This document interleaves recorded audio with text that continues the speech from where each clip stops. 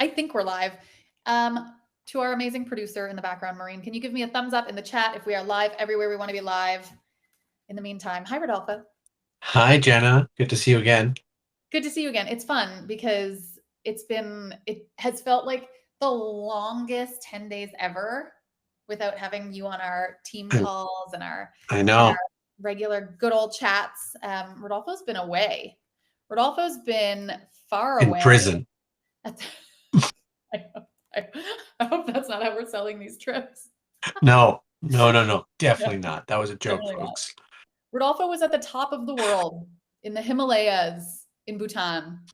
And if you haven't heard us talk about Bhutan before, then you must be new here. Welcome back to Wine Wednesday. It's been a minute. We skipped last week because Rodolfo was away. And when Rodolfo's away, there's no sunshine. So we couldn't. That's what they say at home here, too. We couldn't go on. The show could not go on. I need an understudy. Yeah. Yeah. So welcome back to Wine Wednesday. We are dVIN Labs and Club dVIN. Rodolfo and I are the co-founders. Both of us come from wine backgrounds. You will probably know our conceptual founder, David Garrett, who's not joining us today. I'm sure he's deep into the build mode on one of our exciting new pieces right now. Bacchus AI or one of the marketplace builds, but he is you'll probably recognize Dave. Maybe we'll drag him into one of these again soon. He's had quite some time off from the Wine Wednesdays, hasn't he, Rodolfo? Oh, he's probably enjoyed it too. We've had better people to talk to than Dave, huh, Dave? If you're watching this. He's a runner-up. Yeah, I'd say no. Poor guy. So Wine Wednesday is our midweek happy hour. Usually I am drinking a glass of wine and Rodolfo is not because we're in very different time zones. Today, I am not drinking a glass of wine just because today's been a little wild. I've been running around, just got in the door, and I just didn't have time to go to the wine fridge and be inspired. And I'm shaming myself for that. Rodolfo usually drinks tap water. Yeah. Well, yeah. Bubbly tap water, yep. I got one of those Soda Stream things. Oh, well, that's fancy. Yeah, very. It's like, what, 11:30 in the morning for you, or what time is it? 11:30, exactly. Look at that. But you're on a different time zone right now. Like, I feel like you just got back. I just got back, yeah, literally. So you should actually be drinking a glass of wine. I should, because I'm actually 10 hours ahead. I agree. Well, we're both letting you down today. You're not gonna get any of the tipsy Jana alpha spills, unfortunately. But we'll be back with that next. Famous. Yeah. So, okay. Usually the format is we talk about dVIN Labs updates, and oftentimes what we will do is announce a members only wine drop because our wine drops always happen on Thursdays and we do them weekly. So we are going to be announcing tomorrow's wine drop. Rodolfo's going to spill the beans on that so that all of our members get the inside scoop. And then tomorrow, as usual, that will go live at 1 p.m. Eastern time. And lately, we've been having the chateaus actually come on to the Wine Wednesdays, talk about the wine that we're releasing, and then we do a private members Q&A after the live stream cuts for the public, which has been really fun. Yep. We're not doing that today because today is all about a Bhutan recap because Rodolfo was just there. So I'm going to shut up because all I do is ramble. And Rodolfo, why don't you first tell us about the wine drop and then we'll chat about Bhutan.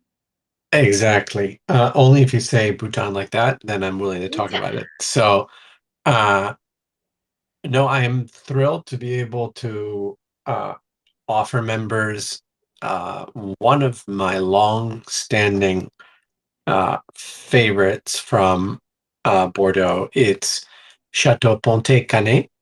It's you speak French so beautifully, Rodolfo. Oh, I try. Say it again. Chateau Pontet Canet. And it is a fifth growth from Bordeaux. And I would say it falls in that sweet spot of Pauillacs from the fifth growths that is widely viewed as a super second. Fifth growth to super second. Yeah, that's a big jump. I know there's probably Chateau Lynch Bage is in that same category. So these are wines that fall into the, like I just said, the fifth tier, which is once they are 5 tiers, so it's in the fifth tier.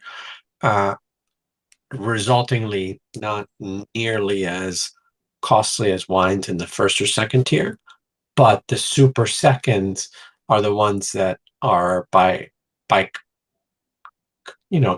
collectors and savvy wine folks. They're widely known as uh, bringing that bringing that caliber from the first and second tiers, but not the sticker price. Um, so if Overperforming. overperforming and undercharging. Uh, so, and I like another, it. we like that, as opposed to the opposite, that wouldn't be very compelling. And then another fun part of this release is that it was held back by the Chateau for a decade.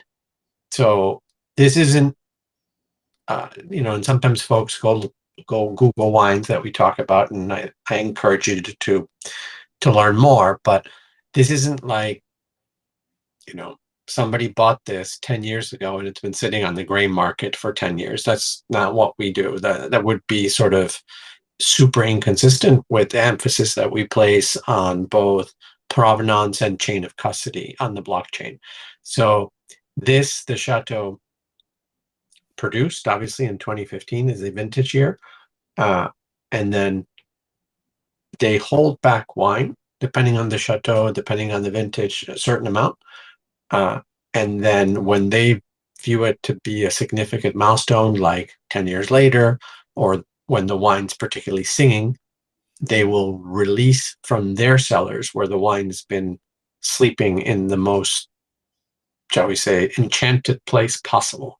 And so this is a decade-old library release from the winery directly. And that's exciting because these wines, when they're first released and first available to the public, they can be a little tightly wound, right? Because they're built for I don't know, some of them half a century of drinking. Uh, so it's a treat to be able to get something that is sort of now entering its drinking window, as opposed to just having to sit on it for another 5 or 10 years. So it's been sitting in pristine condition for 10 years at the winery. That's Exactly. like the dream. That's exactly what you want. But it's hard for producers to do that because of storage, obviously, right? Like it's Right. not and liquidity. And liquidity, Yeah. 100%, right? Those are two big challenges. One, it's not very sexy. No, we tend not to think about it, but like, where the heck are you going to put this stuff all the time? So they have to figure out where to store this, and space is at a premium. Uh, and then secondly, obviously from a liquidity point of view, uh, wine's already highly capital intensive to Mhm. go through its regular life cycle. It Yeah. now becomes a challenge to produce something and then wait 10 years, to wait a decade to have a return on it. Um, yeah, Wild. it's tricky. And a return without charging a premium for those 10. Like, they're not saying, oh, here's a library release and at 5 times the price of the original. No, they're saying, here's a library release, here's a treat to our like loyal clientele. Uh, you know, to sort of kind of here's a piece of history. That's the best way I can put it. Pretty cool. What were you doing in 2015? Man, uh 2015, 10 years ago, uh I must have been only 25 years old. Yeah, you see? Me too. Yeah, exactly. Except Um, I actually was. yeah, I know. I'm aware. Uh, and but yeah, that's a great question to our members and to Mhm. all the folks who are intrigued by this. Where were you 10 years ago? Sounds like a line out of a bad horror flick. What Yeah, horror flicks are you watching? I just, that whole cottage industry of like, I know what you did 10 years ago. Oh my Uh, so, uh, but Okay, yeah, hold on. Hold on. So is this an investment wine, or is this a wine that we put out to the members and encourage them to buy and drink now? Like, is this going to trade on secondary? Is it going to perform well? Or is this something where it's like, this is a steal? And well, I did consult this strange thing that we keep talking about called Bacchus AI. uh, And who built that? yeah, I don't know who are the crazies behind it, but I did consult the Oracle and I asked it, what do you make of the sort of the investment uh, sort of outlook for Chateau Ponte Canet Hmm. 2015, 124 euros a bottle. Tell me, what should I do here? And it was very bullish, for to be able to it compared it to transactions. It sits on a massive amounts of data. A lot of it is uh,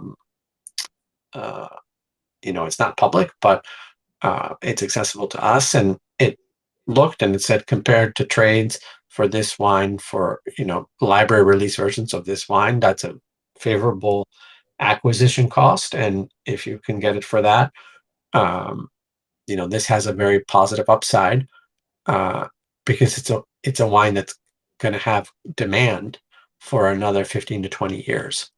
Mhm. Um, so it gave it a big thumbs up, uh, and also trying to respond to our membership. We've queried them several times now, and the members have said, uh, they're a clever bunch. They want to have their cake and eat it too. We've asked them, and they're like, do you need wines to drink now, or are you looking for things to put away? And consistently, the answer is like, how about both, guys? So I've been trying to deliver on that, and this really does that. It's at the sort of early stages of its drinking window, and it probably will go for another, I don't know, 15, 20 years safely if I would stored think. properly. Yeah. Yeah, I would think. Um, Amazing. Okay.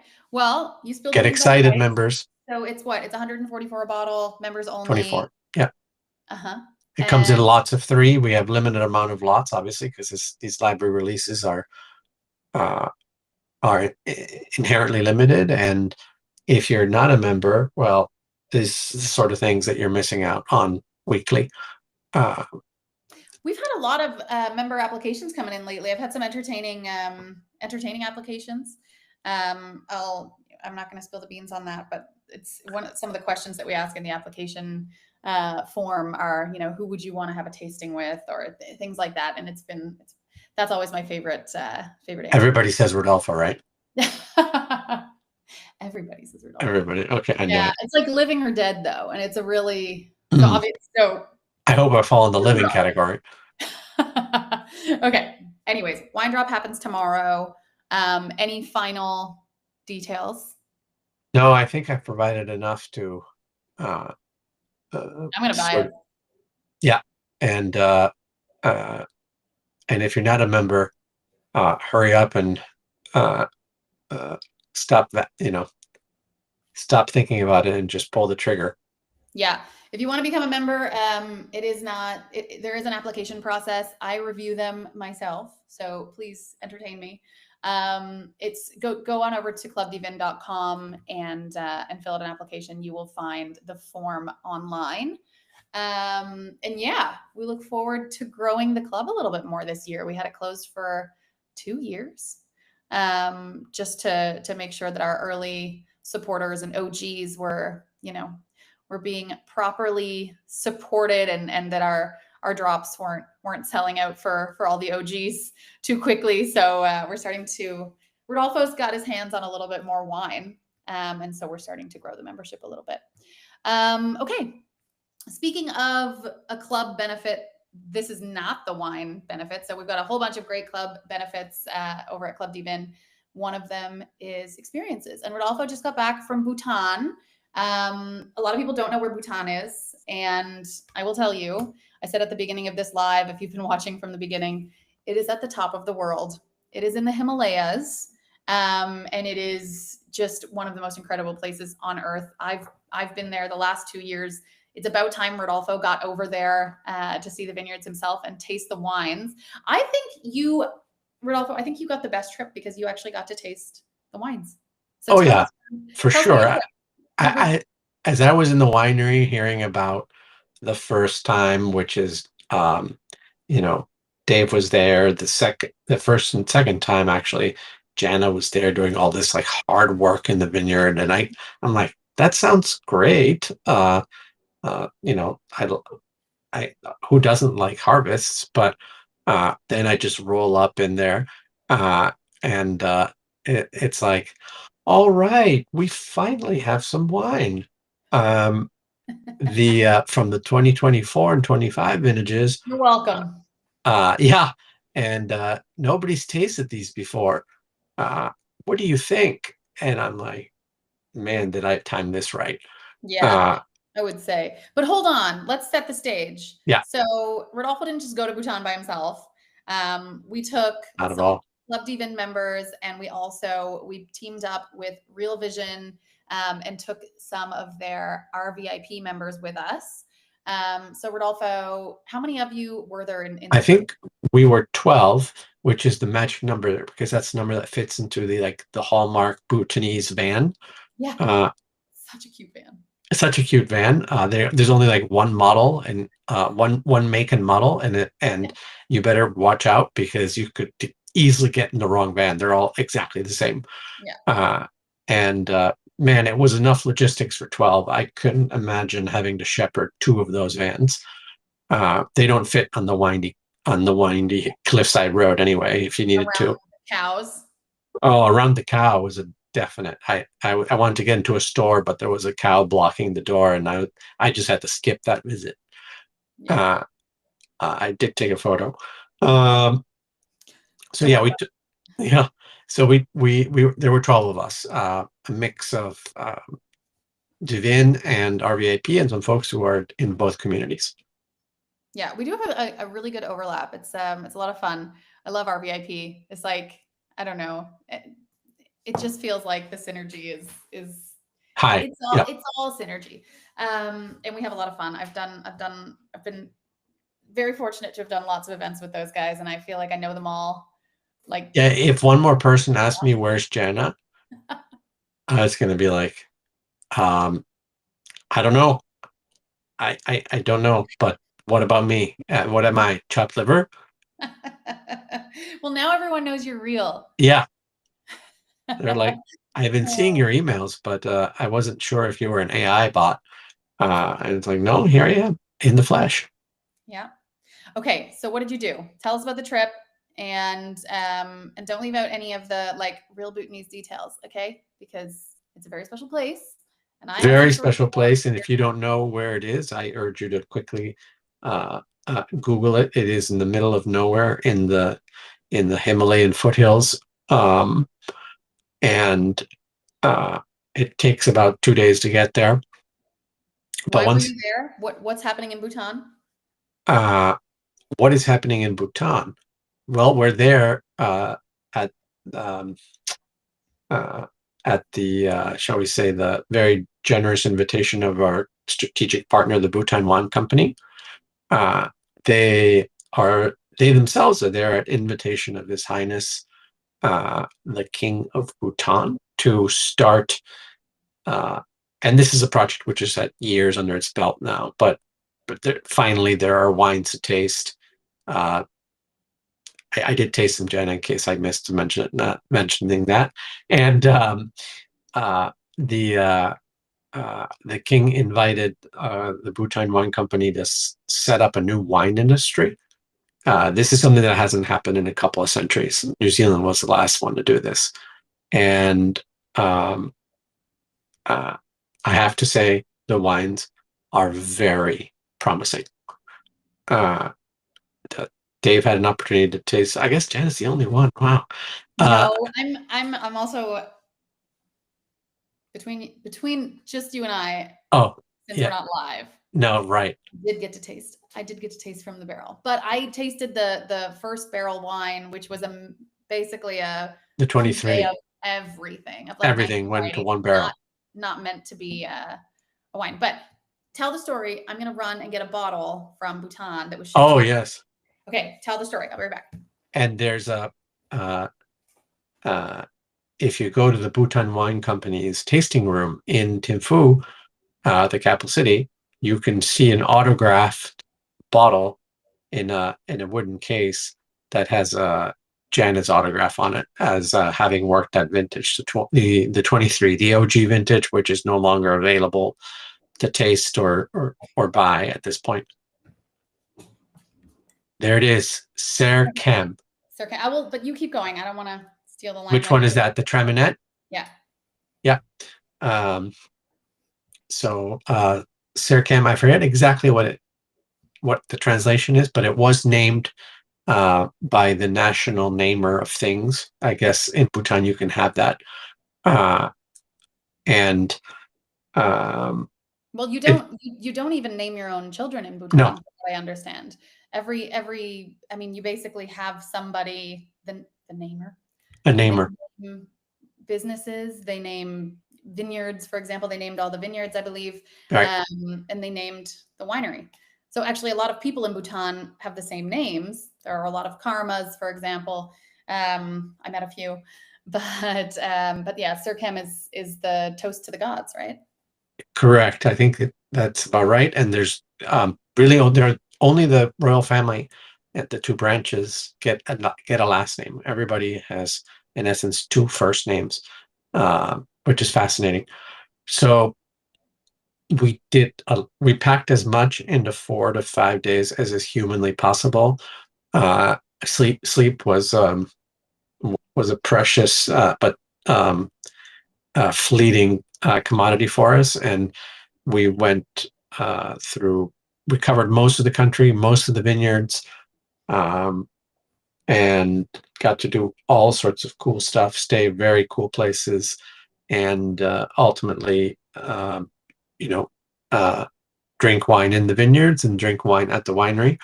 And I have to say, we were all just really impressed at what we saw there, because uh, the worst position is to go to something like this and then go to barrel tastings and tank tastings and be like, oof, I'm not sure what's going to happen here. But I was delighted to be in that other position where you go, you make the trip, you you hear the stories, you feel what it's been like for them for the past nearly now a decade to get to where they are now, and then you taste the wine and you're like, man, this is extremely promising, and it makes it all worth it. Yeah, Treminet, which is not a grape you see very often. No. This arrived about a week ago, and it is. I asked Mike. So Mike Juergens, if you've been following our story and the project and how we're involved with the Bhutan Wine Company since the beginning, we've been working with them for a little over 3 years now. Then you will know Mike Juergens, and surely you'll know his spirited way of communication with his colorful language skills, which are every third or fourth word is fuck. But which is a huge contrast in Bhutan. But what they're doing there is amazing, and he's really the most. He's just one of the coolest people that I've ever met. I mean, what he's done and accomplished, and the relationships that he's built, and the I mean, the wines speak for themselves. But anyway, together with his partner Anne, who yeah, I think is the real. well, Anne does all the work, and Mike takes all the credit for and it. Mike takes all the credit. It's an amazing setup. Anyway, they shipped this over to me, and I asked Mike what to do with it. I was like, I can't drink it. Like, this is, I mean, my God, this is like a real piece of history. This is one of the first ever bottles of wine ever produced in Bhutan. Like, that's something that's so cool. And he's like, you have to fucking drink it. And I was like, well, shit, then you're gonna have to send me another one. That's not the way it works, apparently. Despite this is the fruits of my labor. literally, you know, 200. And we had a treat because they fairly recently opened a tasting room in the capital city, very nicely located and incredibly well appointed. It's just like, In Thimphu. yeah. And uh, that is a cannot miss. Not that Yeah. everybody's going to overrun Bhutan. That'd be kind of difficult since you need a very demanding visa and all sorts of like 10 different things in place before you can even get into the country. But they're very discerning. I don't know how I got in, and What's on uh, your record? yeah, and but yeah, I was delighted to visit their wine bar and taste even more wines than I did at the winery. So uh, and it was a great group. I mean, couldn't have asked for more. Just the dynamic really worked out. Uh, and How was Tiger's Nest? Tiger's Nest, wow, man. I mean, I know I'm out of shape. I just didn't realize to what degree.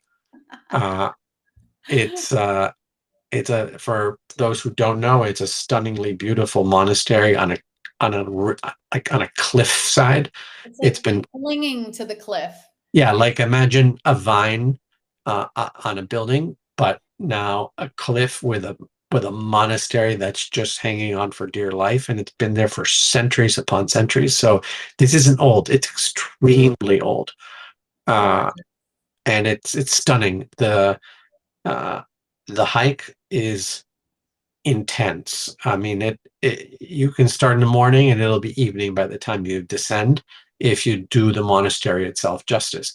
And we were very fortunate because normally there's only a handful of monks that are up there permanently, but there is a once a year occasion where other monks are invited to visit um, because of a convergence of religious significance.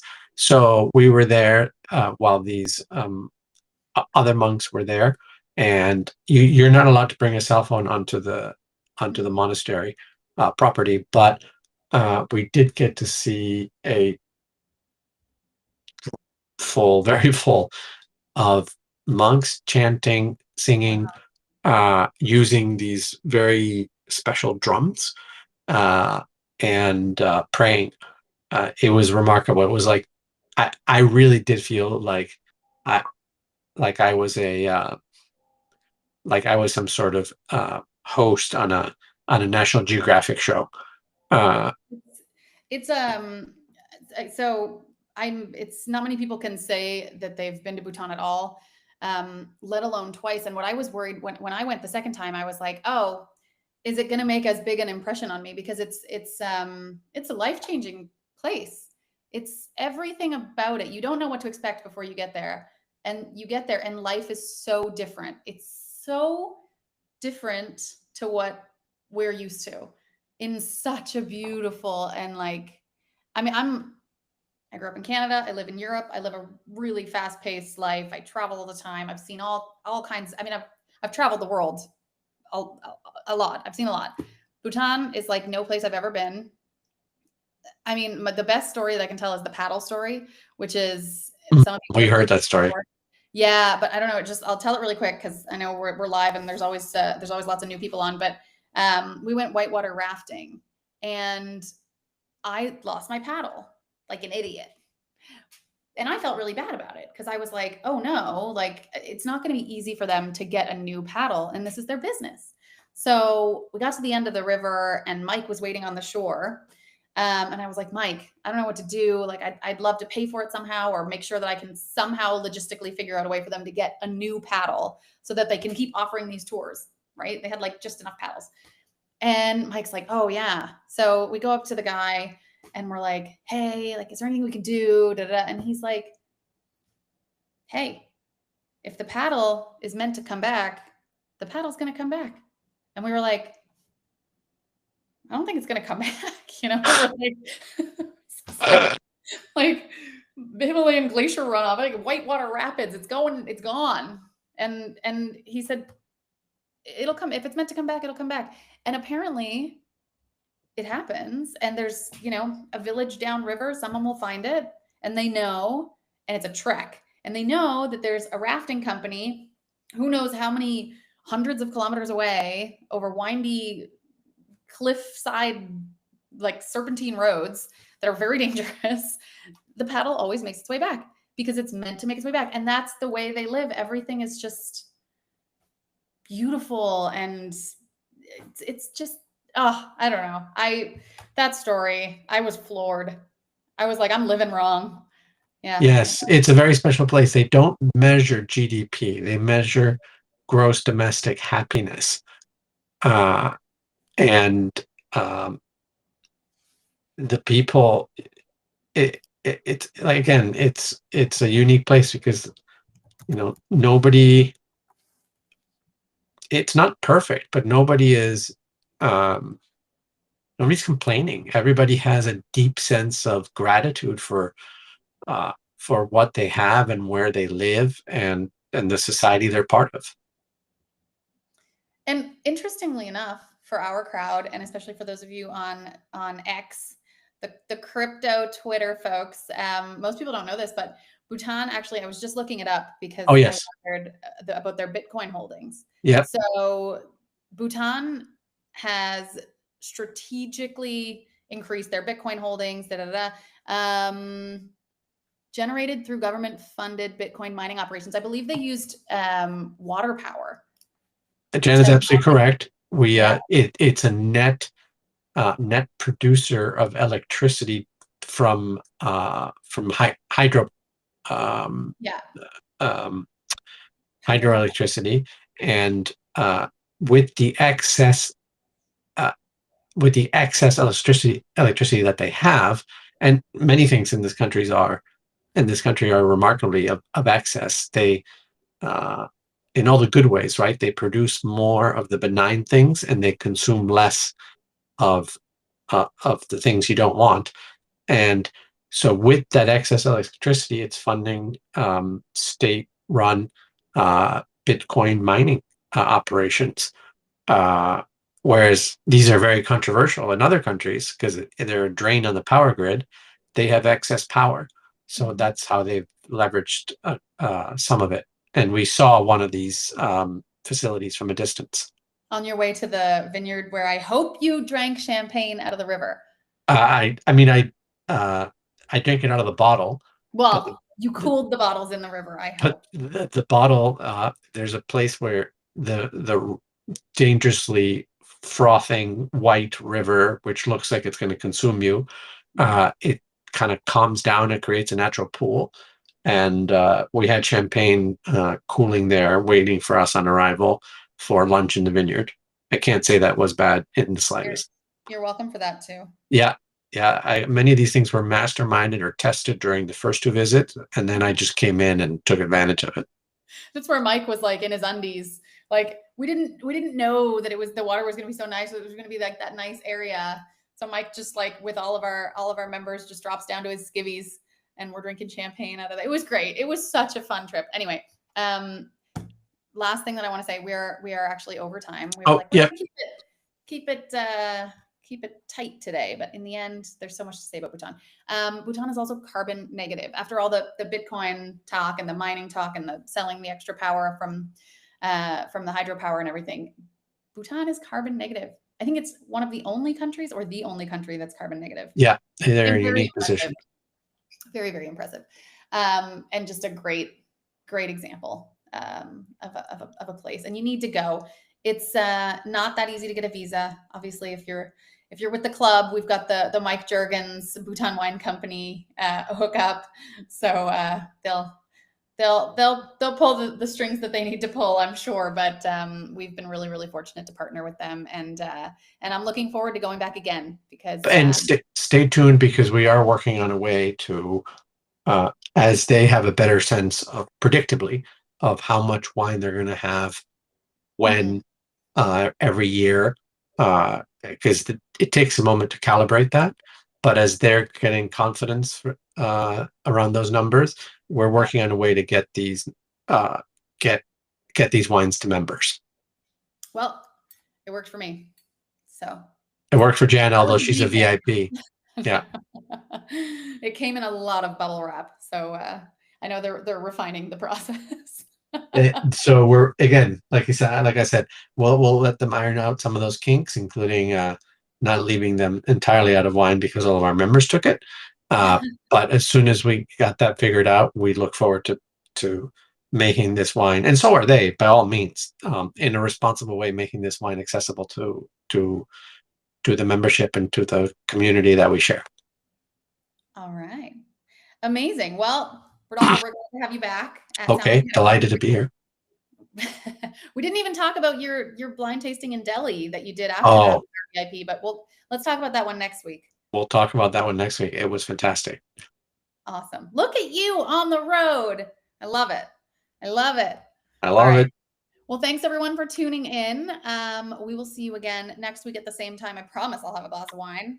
I know you must all be so disappointed that I'm not spilling all the alpha, but there is some alpha. We've got some exciting things coming up. So tune back in next week, and I'm sure I'll spill the beans. Always. All right. Thanks, guys. And wine drop tomorrow, 1 p.m. Eastern time. Members, you know what to do. I'm sure you'll have something in your inbox very soon if you don't already, right, Rodolfo? Yeah. Yeah, I'm gonna jump on that one for sure. As a probably gonna request shipping relatively soon as well. That might just be a holiday treat for me this year. If there's any left, I'll let the members go first. Let the members go first, but when have I not taken care of you when you needed it? So uh, if Aw, thanks, if Rod. if Jana and family need wine for the holidays, then so it shall be. Yeah. Well, thank you very much. Thanks, Rodolfo. It's nice to see your face again. We'll see you on all the team calls this week. Now it's going to be so much sunnier. Oh, And that's me. all right. And thanks to Maureen. Thank you for producing in the background, Maureen. You're a rock star. Have a great day, everybody. And I hope you're drinking something good. Cheers. Bye, guys.